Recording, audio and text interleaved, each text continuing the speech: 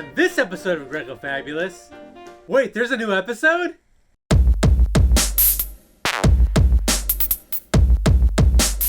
Hey everybody, Grecofabulous here. Like 6 months removed since my last video.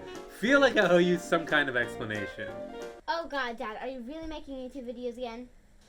Yeah, I mean, a lot of people actually seem to miss them, and don't you remember how much fun we used to have? I was 7 then, and now I'm old enough to see that. Just sad. Yeah, Dad. Can't you just go back to being depressed? Yeah, you guys are right. This is dumb. I'll just turn it off.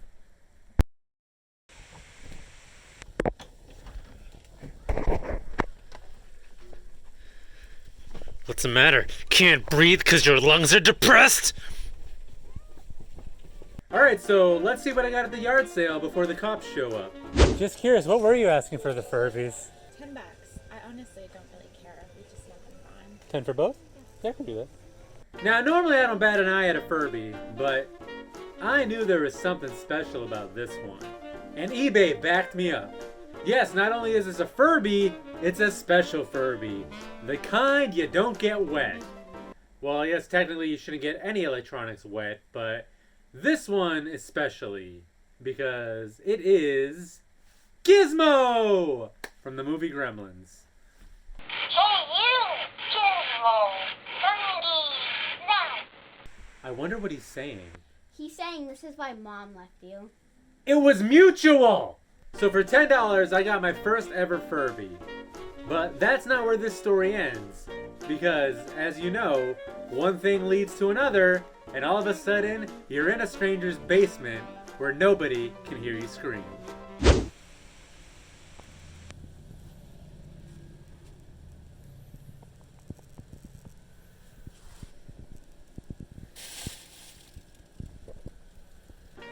Wow, that was an awesome display of visual storytelling right there. It really is a surprise that I'm hemorrhaging subscribers. So it's obvious I'm going to have to tell and not show. So basically, this was mainly this guy's childhood collection.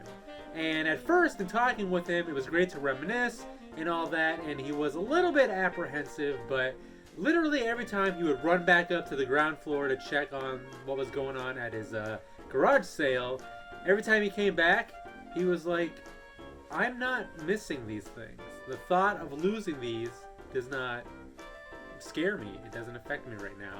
So he was kind of surprised I didn't have much more of an attachment to them. So as you can see, there was a great showing of Teenage Mutant Ninja Turtles. So that's kind of where we started our conversation.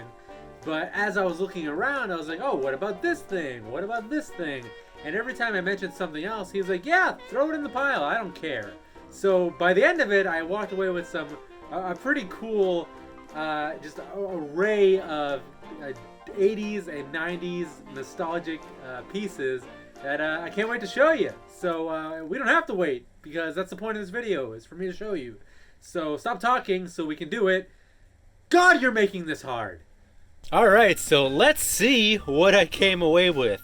So, as you saw in the video, there was a big showing of Teenage Mutant Ninja Turtles figures, and that makes up a majority of what I came away with here. So I'm gonna just quickly scan through all this stuff, because, you know, I hate these types of videos. I hate show and tell, and I don't want to take up like an hour of your time, but you can definitely get a glimpse of what was in this lot. We got some major players in terms of play sets and vehicles. Not complete by any means, but still there in some form, and a lot of fun to look back on. We got some wearable role-playing stuff, a very dirty carrying case, and then we'll start looking at some of the figures here.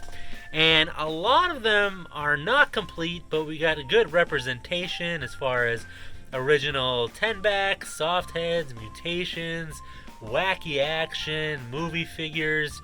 We got a good array of all the different, a lot of what they did with this line. Of course, here we got a random Sky Commander just trying to blend in like E.T. and all those plushes.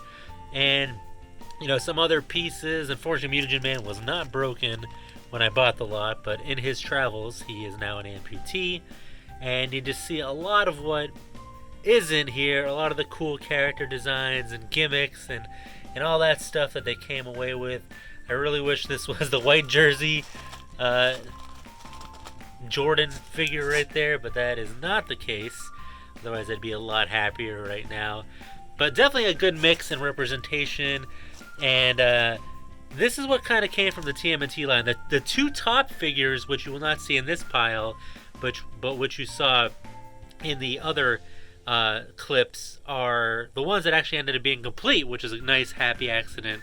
It is the Monty Moose and the Scale Tail. So those guys, thankfully, are one of the few ones that are complete because they are also the most valuable.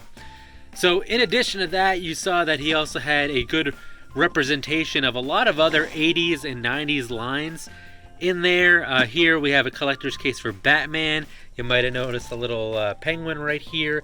And there was a whole other tote full of 90s Toy Biz, X-Men, X-Force, and Batman related action figures as well. I'll splice in some footage here. Obviously those aren't usually very exciting, so I'm not going to show you everything that came in there, but that has since gone on to another home. Somebody bought the whole lot, and I gave them a very good deal on that. And then on top of that, there is a good mix of a bunch of other cool things, which I'm going to splice in here right now. Ah, this bald bitch. Hey, it's Caillou.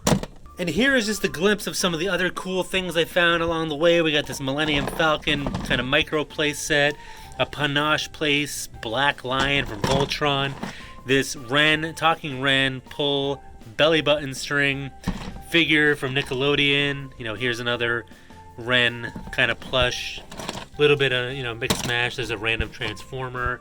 And then here in the same tote where all the Ninja Turtles came in, you get a bunch of accessories. Like here you can get a glimpse that there was some Toxic Crusader figures in there as well.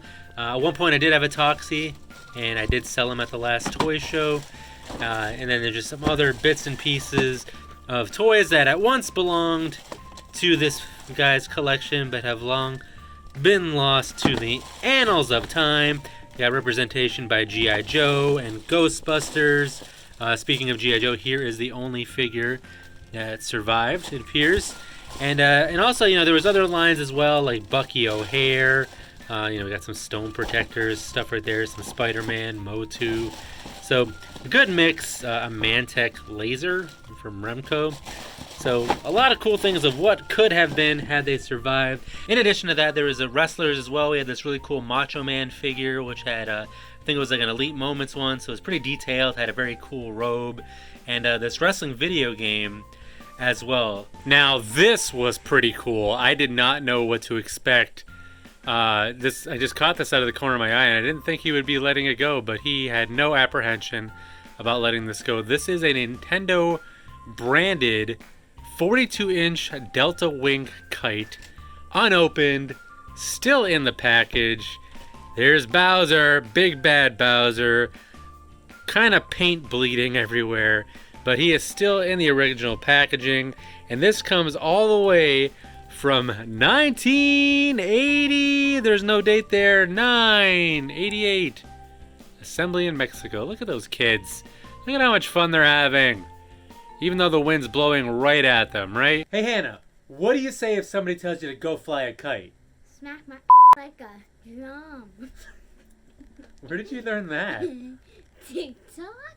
And then sticking with Nickelodeon, one of the surprise finds in this entire lot was this Nickelodeon branded Photo Blaster 35mm camera. And I knew from watching other videos and just experience that these Nickelodeon branded things like clocks and whatnot are surprisingly valuable. It's already since found a new home and definitely helped recoup some of what I put into this lot. So speaking of which, how much did I spend? So it came down to an offer situation. I honestly didn't know what to offer him. I liked him. He seemed like a genuine guy. I had a few misses up until this point, so I wanted to make a serious enough offer where I could get it, but obviously not overpay for what the intentions of this was, because there wasn't a ton here that I would potentially keep for myself, so it didn't have a lot of value other than me turning it into toy money, which could then add to my collection.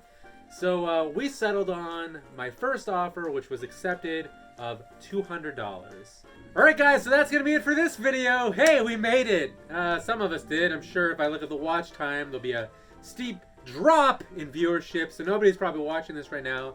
I could totally just like expose myself and nobody would know. If you chop down a tree and nobody's there to see it, does it make a sound? If Grecofabulous takes down his pants, will he have to register as a sex offender? Where am I going with this? So hopefully you enjoyed it. Don't call it a comeback. Don't call it anything, because who knows if it's ever going to happen again. It was fun while it lasted. Let's see other people. Don't bother hitting like, comment, subscribe, because none of that matters. Nothing is going to change my destiny of being the world's worst YouTuber. So, toys, nostalgia, whee! Bye! It's a good thing my wife's not a gremlin, because there's no way she's staying dry. That's gross. And highly inaccurate. Hi, YouTube channel. Grecofabulous here. It's me, Grecofabulous, and today I'm here with my sister. We stole my dad's phone since my dad went downstairs into the basement to get something for this next scene.